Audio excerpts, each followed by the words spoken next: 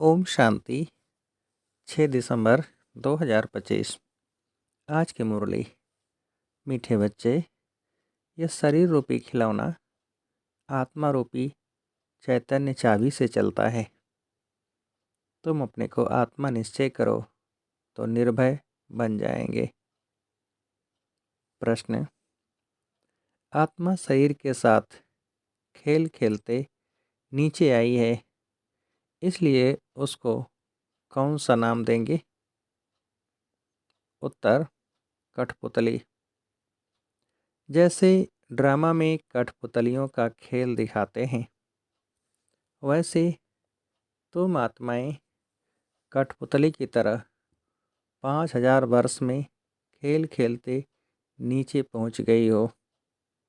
बाप आए हैं तुम कठपुतलियों को ऊपर चढ़ने का रास्ता बताने। अब तुम श्रीमत की चाबी लगाओ तो ऊपर चले जाएंगे। गीत। महफिल में जल उठी समा। ओम शांति। रूहानी बाप रूहानी बच्चों को श्रीमत देते हैं। कभी कोई की चलन अच्छी नहीं होती तो माँ बाप कहते हैं तुमको सल ईश्वर मत देवे। बेचारों को यह पता ही नहीं कि ईश्वर सचमुच मत देते हैं। अभी तुम बच्चों को ईश्वरी मत मिल रही है, अर्थात रूहानी बाप बच्चों को श्रेष्ठ मत दे रहे हैं श्रेष्ठ बनने के लिए। अभी तुम समझते हो हम श्रेष्ठ से श्रेष्ठ बन रहे हैं। बाप हमको कितनी ऊंची मत दे रहे हैं। हम उनकी मत पर चलकर मनुष्य से देवता बन रहे हैं। तो सिद्ध होता है मनुष्य को देवता बनाने वाला वही बाप है। सिख लोग भी गाते हैं मनुष्य से देवता किए तो ज़रूर मनुष्य से देवता बनाने की मत देते हैं। उनकी महिमा भी गाई है। एक ओंकार कर्ता पुरुष निर्भय, तुम सब निर्भय हो जाते हो। अपने को आत्मा समझते हो ना। आत्मा को कोई भय नहीं रहता है। बाप कहते हैं निर्भय बनो। भय फिर काहे का? तुमको कोई भय नहीं। तुम अपने घर बैठे भी बाप के श्रीमत लेते रहते हो। अब श्रीमत किसकी, कौन देते हैं? यह बातें गीता में तो है नहीं। अभी तुम बच्चे समझते हो। बाप कहते हैं तुम पतित बन गए हो। अब पावन बनने के लिए मामिकम याद करो। यह पुरुषोत्तम बनने का मेला संगम युग पर ही होता है। बहुत आकर श्रीमत लेते हैं। इसको कहा जाता है ईश्वर के साथ बच्चों का मेला। ईश्वर भी निराकार है। बच्चे यानी कि आत्माएं भी निराकार हैं। हम आत्मा हैं। यह पक्की पक्की आदत डालनी है।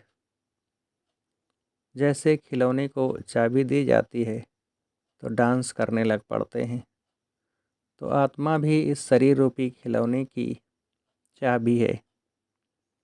आत्मा इनमें न हो तो कुछ भी कर न सके। तुम हो चैतन्य खिलौने। खिलौने को चाबी नहीं दी जाए तो काम का नहीं रहेगा, खड़ा हो जाएगा। आत्मा भी चैतन्य चाबी है और यह अविनाशी अमर चाबी है। बाप समझाते हैं मैं देखता ही हूँ आत्मा को। आत्मा सुनती है, यह पक्की आदत डालनी है। इस चाबी बगैर शरीर चल न सके। इनको भी चाबी अविनाशी मिली हुई है। 5000 वर्ष इसकी चाबी चलती है। चैतन्य चाबी होने के कारण चक्र फिरता ही रहता है। यह हैं चैतन्य खिलौने। बाप भी चैतन्य आत्मा है। जब चाबी पूरी हो जाती है तो फिर बाप नए सिर युक्ति बताते हैं कि मुझे याद करो, तो फिर चाबी लग जाएगी। अर्थात आत्मा तमो प्रधान से सतो प्रधान बन जाएगी। जैसे मोटर से पेट्रोल खत्म होने पर फिर भरा जाता है ना। अभी तुम्हारी आत्मा समझती है हमारे में पेट्रोल कैसे भरेगा। बैटरी खाली होती है, फिर उनमें पावर भरी जाती है ना। बैटरी खाली होती है तो लाइट ख़त्म हो जाती है। अब तुम्हारी आत्मा रूपी बैटरी भरती है। जितना याद करेंगे उतना पावर भरती जाएगी। इतना 84 जन्मों का चक्र लगाए बैटरी खाली हो गई, सतो रजो तमो में आई है। अब फिर बाप आए हैं चाबी देने, अर्थात बैटरी को भरने। पावर नहीं है तो मनुष्य कैसे बन जाते हैं। तो अब याद से ही बैटरी को भरना है। इनको ह्यूमन बैटरी कहें। बाप कहते हैं मेरे साथ योग लगाओ। यह ज्ञान एक ही बाप देते हैं। सदगति दाता वह एक ही बाप है। अभी तुम्हारी बैटरी सारी भरती है, जो फिर 84 जन्म पूरे पार्ट बजाते हो। जैसे ड्रामा में कठपुतलियाँ नाचती हैं ना, तुम आत्माएं भी ऐसे कठपुतलियों मिसल हो। ऊपर से उतरते 5000 वर्ष में एकदम नीचे आ जाते हो, फिर बाप आकर ऊपर चढ़ाते हैं। वह तो एक खिलौना है। बाप अर्थ समझाते हैं। चढ़ती कला और उतरती कला का 5000 वर्ष की बात है। तुम समझते हो श्रीमत से हमको चाबी मिल रही है। हम फूल सतो प्रधान बन जाएंगे, फिर सारा पार्ट रिपीट करेंगे। कितनी सहज बात है समझने और समझाने की। फिर भी बाप कहते हैं समझेंगे वही जिन्होंने कल पहले समझा होगा। तुम कितना भी माथा मारो, जास्ती समझेंगे ही नहीं। बाप समझ तो सबको एक जैसी ही देते हैं। कहाँ भी बैठे बाप को याद करना है। भल सामने ब्राह्मणी न हो तो भी तुम याद में बैठ सकते हो। मालूम है बाप की याद से ही हमारे विक्रम विनाश होंगे, तो उस याद में बैठ जाना है। कोई को बिठाने की दरकार नहीं। खाते पीते स्नान आदि करते बाप को याद करो। थोड़ा टाइम दूसरा कोई सामने बैठ जाते हैं। ऐसे नहीं कि वह मदद करते हैं तुमको, नहीं। हर एक को अपने को ही मदद करनी है। ईश्वर ने तो मत दी है कि ऐसे ऐसे करो तो तुम्हारी दैवी बुद्धि बन जाएगी। यह टेम्पटेशन दी जाती है। श्रीमत तो सबको देते रहते हैं। इतना ज़रूर है किसकी बुद्धि ठंडी है, किसकी तेज है। पावन के साथ योग नहीं लगता तो बैटरी चार्ज नहीं होती। बाप के श्रीमत नहीं मानते हैं, योग लगता ही नहीं। तुम अभी फील करते हो हमारी बैटरी बढ़ती जाती है। तमो प्रधान से सतो प्रधान तो ज़रूर बनना है। इस समय तुमको परमात्मा की श्रीमत मिल रही है। ये दुनिया बिल्कुल नहीं समझती। बाप कहते हैं मेरी इस मत से तुम देवता बन जाते हो। इससे ऊंच चीज़ कोई होती नहीं। वहाँ यह ज्ञान नहीं रहता। यह भी ड्रामा बना हुआ है। तुमको पुरुषोत्तम बनाने के लिए बाप संगम पर ही आते हैं, जिनका फिर यादगार भक्ति मार्ग में मनाते हैं। दशहरा भी मनाते हैं ना। जब बाप आता है तो दशहरा होता है। 5000 वर्ष बाद हर बात रिपीट होती है।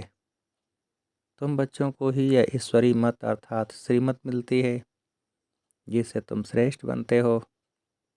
तुम्हारी आत्मा सतो प्रधान थी, वह उतरते उतरते तमो प्रधान भ्रष्ट बन जाती है। फिर बाप बैठ ज्ञान और योग सिखलाकर सतो प्रधान श्रेष्ठ बनाते हैं। बतलाते हैं तुम सीढ़ी नीचे कैसे उतरते हो। ड्रामा चलता रहता है। इस ड्रामा के आदि मध्य अंत को कोई भी जानते नहीं हैं। बाप ने समझाया है। अब तुमको स्मृति आई है ना। हर एक के जन्म की कहानी तो सुना नहीं सकेंगे। लिखी नहीं जाती तो पढ़कर सुनाई जाए। यह बाप बैठ समझाते हैं। अभी तुम सो ब्राह्मण बने हो, फिर सो देवता बनना है। बाप ने समझाया है ब्राह्मण देवता क्षत्रिय तीनों धर्म हैं, स्थापन करता हूँ मैं। अभी तुम्हारी बुद्धि में है हम बाप द्वारा ब्राह्मण वंशी बनते हैं, फिर सूर्यवंशी चंद्रवंशी बनेंगे। जो नापास होते हैं वह चंद्रवंशी बन जाते हैं। किस में नापास? योग में। ज्ञान तो बहुत सहज समझाया जाता है, कैसे तुम 84 का चक्र लगाते हो। मनुष्य तो 84 लाख का देते तो कितना दूर चले गए हैं। अभी तुमको मिलती है ईश्वरी मत। ईश्वर तो आते ही हैं एक बार, तो उनकी मत भी एक बार ही मिलेगी। एक देवी देवता धर्म था, जरूर उन्हों को ईश्वरी मत मिली थी। उसके आगे तो हुआ संगम युग। बाप आकर दुनिया को बदलाते हैं। तुम अब बदल रहे हो, इस समय तुमको बाप बदलाते हैं। तुम कहेंगे कल्प कल्प हम बदलते आए हैं, बदलते ही रहेंगे। यह चैतन्य बैटरी है ना, वह है जड़। बच्चों को मालूम हुआ है 5000 वर्ष बाद बाप आए हैं। श्रेष्ठ से श्रेष्ठ मत भी देते हैं। ऊंच से ऊंच भगवान की ऊंच मत मिलती है, जिससे तुम ऊंच पद पाते हो। तुम्हारे पास जब कोई आते हैं तो बोलो तुम ईश्वर की संतान हो ना। ईश्वर शिव बाबा है, शिव जयंती भी मनाते हैं। वह है भी सद्गति दाता। उनको अपना शरीर तो है नहीं, तो किसके द्वारा मत देते हैं? तुम भी आत्मा हो, इस शरीर द्वारा बातचीत करते हो ना। शरीर बिगर आत्मा कुछ कर न सके। निराकार बाप भी आए कैसे, गायन भी है, रथ पर आते हैं। फिर कोई ने क्या बैठ बनाया है। त्रिमूर्ति भी सूक्ष्मतन में बैठ दिखाया है। बाप समझाते हैं यह सब हैं साक्षात्कार की बातें। बाकी रचना तो सारी यहाँ है न, तो रचता बाप को भी यहाँ आना पड़े। पतित दुनिया में ही बाप आकर पावन बनाना है। यहाँ बच्चों को डायरेक्ट पावन बना रहे हैं। समझते भी हैं, फिर भी ज्ञान बुद्धि में बैठता नहीं। कोई को समझा नहीं सकते। श्रीमत को उठाते नहीं तो श्रेष्ठ से श्रेष्ठ बन नहीं सकते। जो समझते ही नहीं वह क्या पद पाएंगे। जितना सर्विस करेंगे उतना ऊंच पद पाएंगे। बाप ने कहा है हड्डी हड्डी सर्विस में देनी है, ऑलराउंड सर्विस करनी है। बाप की सर्विस में हम हड्डी देने भी तैयार हैं। बहुत बच्चियां तड़पती रहती है सर्विस के लिए, बाबा हमको छुड़ाओ तो हम सर्विस में लग जाएं, जिससे बहुतों का कल्याण हो। सारी दुनिया तो जिस्मानी सेवा करती है, उससे तो सीढ़ी नीचे ही उतरते आते हो। अब इस रूहानी सेवा से चढ़ती कला होती है। हर एक समझ सकते हैं यह फलाने हमसे जास्ती सर्विस करते हैं। सर्विसेबल अच्छी बच्चियां हैं तो सेंटर भी संभाल सकती हैं। क्लास में नंबरवार बैठते हैं, यहाँ तो नंबरवार नहीं बिठाते हैं, फंक हो जाएंगे। समझ तो सकते हैं ना। सर्विस नहीं करते तो ज़रूर पद भी कम हो जाएगा। पद नंबरवार बहुत है ना, परंतु वह है सुखधाम, यह है दुखधाम। वहाँ बीमारी आदि कोई होती नहीं, बुद्धि से काम लेना पड़ता है। समझना चाहिए हम तो बहुत कम पद पालेंगे, क्योंकि सर्विस तो करते नहीं हैं।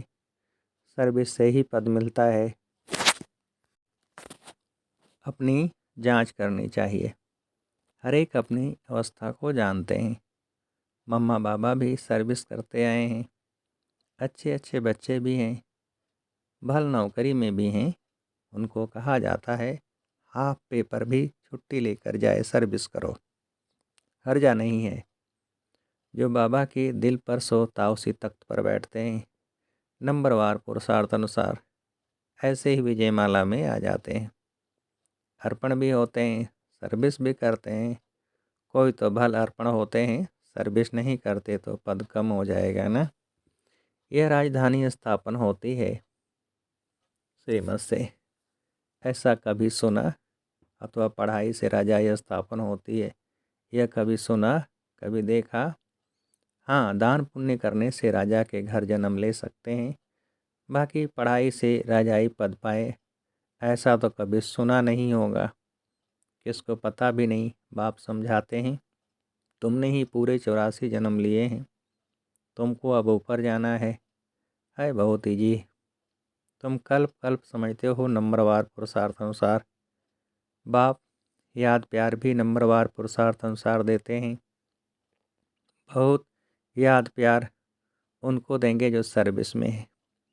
तो अपनी जांच करनी है कि मैं दिल पर चढ़ा हुआ हूँ, माला का दाना बन सकता हूँ। अनपढ़े जरूर पढ़े हुए के आगे भरी ढोएंगे। बाप तो समझाते हैं बच्चे पुरुषार्थ करें, पर ड्रामा में पार्ट नहीं है तो फिर कितना भी माथा मारो चढ़ते ही नहीं। कोई न कोई ग्रहचारी लग जाती है। देह अभिमान से ही फिर और विकार आते हैं। मुख्य कड़ी बीमारी देह अभिमान की है। सतयुग में देह अभिमान का नाम ही नहीं होगा। वहाँ तो है ही तुम्हारी प्रारब्ध। यह यहाँ ही बाप समझाते हैं और कोई ऐसी श्रीमत देते नहीं कि अपने को आत्मा समझ मामे कम याद करो। यह मुख्य बात है। लिखना चाहिए निराकार भगवान कहते हैं मुझ एक को याद करो।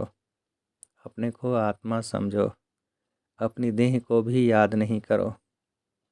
जैसे भक्ति में भी एक शिव की ही पूजा करते हैं। अब ज्ञान भी सिर्फ मैं ही देता हूँ, बाकी सब है भक्ति और बेविचारी। ज्ञान एक ही शिव बाबा से तुमको मिलता है। यह ज्ञान सागर से रत्न निकलते हैं, उस सागर की बात नहीं। यह ज्ञान का सागर तुम बच्चों को ज्ञान रत्न देते हैं, जिससे तुम देवता बनते हो। शास्त्रों में तो क्या क्या लिख दिया है। सागर से देवता निकला फिर रत्न दिया। यह ज्ञान सागर तुम बच्चों को रत्न देते हैं। तुम ज्ञान रत्न चुगते हो। आगे पत्थर चुगने से तुम पत्थर बुद्धि आगे पत्थर चुगते थे तो पत्थर बुद्धि बन पड़े। अब रत्न चुगने से तुम पारस बुद्धि बन जाते हो। पारसनाथ बनते हो ना। यह पारसनाथ यानी लक्ष्मी नारायण विश्व के मालिक थे। भक्ति मार्ग में तो अनेक नाम अनेक चित्र बना रखे हैं। वास्तव में लक्ष्मी नारायण व पारसनाथ एक ही है। नेपाल में पशुपतिनाथ का मेला लगता है, वह भी पारसनाथ ही है। अच्छा, मीठे मीठे सिकेलधे बच्चों प्रति माता पिता बाप दादा का याद प्यार और गुड मॉर्निंग। रूहानी बाप की रूहानी बच्चों को नमस्ते। हम रूहानी बच्चों की रूहानी बाप को नमस्ते। धारणा के लिए मुख्य सार पहली पॉइंट, बाप ने जो ज्ञान रत्न दिए हैं वही चुगने हैं, पत्थर नहीं। देह अभिमान की कड़ी बीमारी से स्वयं को बचाना है। दूसरी पॉइंट, अपनी बैटरी को फुल चार्ज करने के लिए पावर हाउस बाप से योग लगाना है। आत्माभिमानी रहने का पुरुषार्थ करना है, निर्भय रहना है। वरदान, दातापन की भावना द्वारा इच्छा मात्रम अविद्या के स्थिति का अनुभव करने वाले तृप्त आत्मा भव। विस्तार, सदा एक लक्ष्य हो कि हमें दाता का बच्चा बन सर्व आत्माओं को देना है। दातापन की भावना रखने से संपन्न आत्मा हो जाएंगे और जो संपन्न होंगे वह सदा तृप्त होंगे। मैं देने वाला दाता का बच्चा हूँ, देना ही लेना है। यही भावना सदा निर्विघ्न इच्छा मात्रम अविद्या के स्थिति का अनुभव कराती है। सदा एक लक्ष्य की तरफ ही नजर रहे। वह लक्ष्य है मैं बिंदु। बिंदु और कोई भी बातों के विस्तार में को देखते हुए नहीं देखो, सुनते हुए भी नहीं सुनो। स्लोगन, बुद्धि व स्थिति यदि कमजोर है तो उसका कारण है व्यर्थ संकल्प। अव्यक्ति सारे, अब संपन्न व कर्मातीत बनने की धुन लगाओ। कर्मातीत बनने के लिए कर्मों के हिसाब किताब से मुक्त बनो। सेवा में भी सेवा के बंधन में बंधने वाले सेवाधारी नहीं, बंधन मुक्त बन सेवा करो, अर्थात हद किरायल इच्छाओं से मुक्त बनो। जैसे देह का बंधन, देह के संबंध का बंधन, ऐसे सेवा में स्वार्थ यह भी बंधन कर्मातीत बनने में विघ्न डालता है। कर्मातीत बनना अर्थात इस रायल हिसाब किताब से भी मुक्त। अच्छा, ओम शांति।